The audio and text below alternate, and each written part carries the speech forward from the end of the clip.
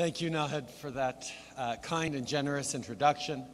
And congratulations as well. I understand that a few months ago, The Economist finally got on board and agreed with something that you've been telling me, telling all of us for a very long time, that Calgary is one of the very best cities in the world. I personally suspect that might have something to do with Calgary's mayor. Either that or the Flames. Yeah, okay, so it's the mayor. I'm a Habs fan, you know that. In all seriousness, thank you, Nahid, for being such a strong advocate for the people who call Calgary home. The pride that you feel for your hometown and your desire to see every Calgarian live up to their potential is obvious to anyone who meets you. I also have to thank your chamber president, Adam Legg, for inviting me to be here, and of course, thank you to all of you for coming out so very, very early in what I know is a tremendously busy time of year for everyone. So, you might remember that I made Calgary the very first stop in my leadership campaign back in 2012. And since then, I looked it up, I've actually been back in Calgary 14 times over the years, and parenthesis, just since becoming Prime Minister, I've actually made 8 trips to Alberta. And on one of those trips a few years ago at the Calgary Petroleum Club, I made my feelings about Calgary very clear. I said, this place is important. Calgary, Alberta, and all of Western Canada. It's important now, and it will be even more important in the future. And here we are, 3 years later. A lot has changed. I have a different job and different responsibilities. And many of you have changed jobs as well, too often not as a matter of choice, but as a matter of economic necessity. I'll come back to that in a moment.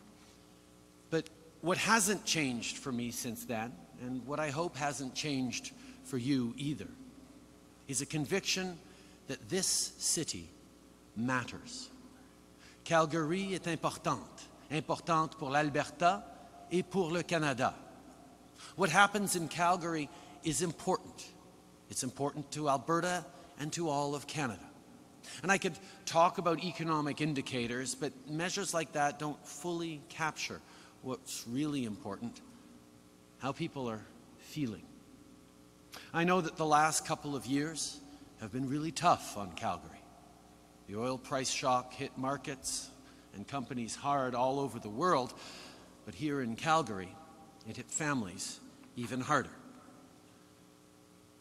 I know that our MPs, Hehr and Darshan Kang and others have been working really hard to make sure that Calgary is always on top of mind in Ottawa. And part of that, as I've said, has been keeping our government connected to how families are faring, to how people are doing. I had a chance when I was back here in late March for an EI announcement to sit down and chat with a number of Calgarians who were struggling. These were people young and not so young. And I took away 2 things from that meeting. First, that Calgarians aren't looking for a handout. All they want is a real and fair chance to succeed, an opportunity to support themselves and their families. And second, that the challenges that Calgary has been facing have been felt beyond the oil and gas sector. They've hit the whole community hard. Knowing this, knowing how difficult the last couple of years have been for Calgary and for Alberta as a whole, we've taken some significant steps to help. As Nahid pointed out, these include infrastructure investments to help Albertans get back to work and to help strengthen and grow the provincial and national economies.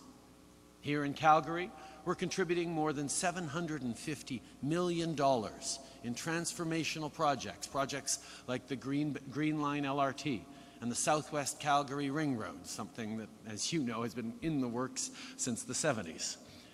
For local businesses like yours, better transit and better highways mean better and faster access to markets.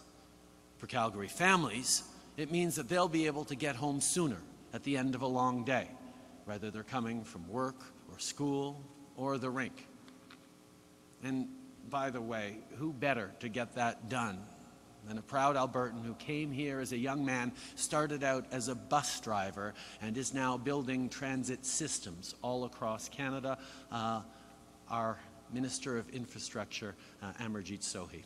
Thank you, Amarjeet, for all the hard work you're doing.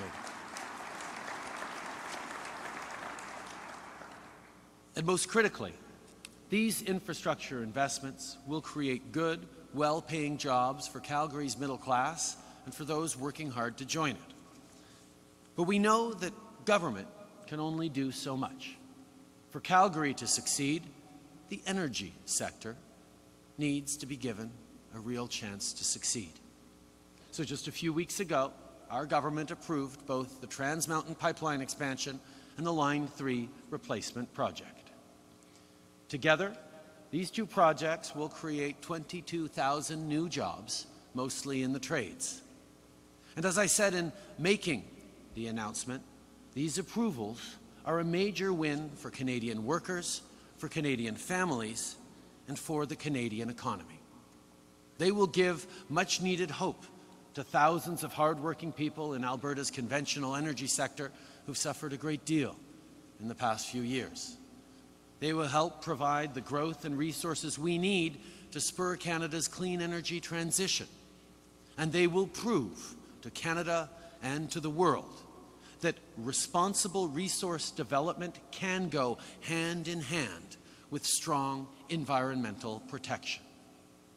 After all, it was decisive federal and provincial leadership on confronting climate change that made these approvals possible. Je l'ai dit à l'époque et je le répète aujourd'hui. Les oléoducs ne vont pas régler tous nos problèmes économiques. C'est impossible. Nous sommes des gens sensés, nous sommes d'accord sur le fait que les industries du pétrole et du gaz naturel sont importantes, mais elles ne sont pas à elles seules l'ensemble de l'économie. En même temps, le développement des oléoducs, fait de façon responsable et prudente, n'est pas une catastrophe environnementale en soi. You see, that way of thinking, that we have to choose between growing the economy and protecting the environment, simply doesn't work. Not anymore. And Canadians understand that. Canadians don't want economic growth at any cost, nor do they want an environmental strategy that treats jobs and growth as an afterthought. What they voted for last fall, and what our government has been working very hard ever since to deliver, is leadership that gets the job done. I'm talking about the important work of opening up markets abroad for Canadian resources, and then working with business, other orders of government, Indigenous partners, and civil society to find responsible and sustainable ways of getting those resources to markets. And that's not easily done, and it doesn't happen overnight.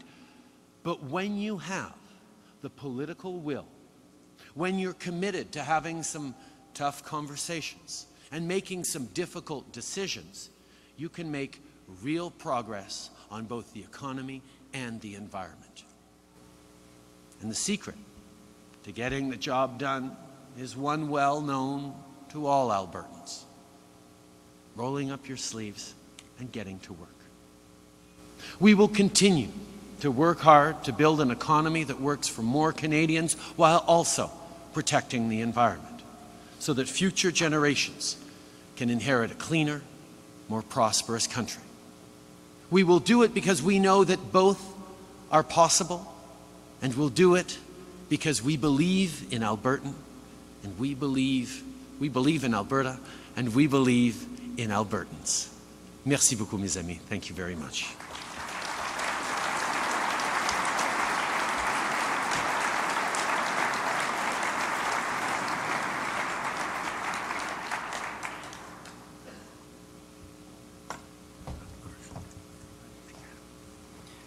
Thank you, Prime Minister, and once again, our sincere gratitude to your government for making those bold decisions and setting the stage right for Alberta and all of Canada. Thank you. We now have a Q&A